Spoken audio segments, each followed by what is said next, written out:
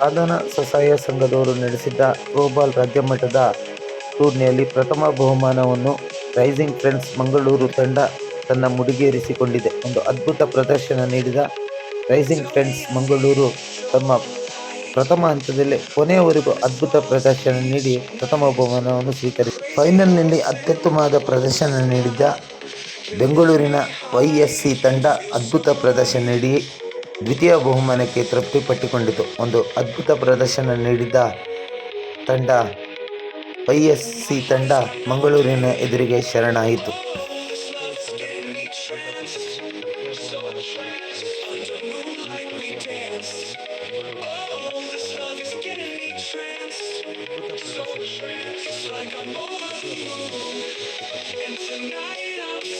ನಾಲ್ಕನೇ ಸ್ಥಾನಕ್ಕೆ ತೃಪ್ತಿಪಟ್ಟುಕೊಂಡ ಮಂಗಳೂರಿನ ತುಳುನಾಡು ಯುನೈಟೆಡ್ ತಂಡ ನಾಲ್ಕನೇ ಸ್ಥಾನವನ್ನು ಮುಡಿಗೇರಿಸಿಕೊಂಡಿತು.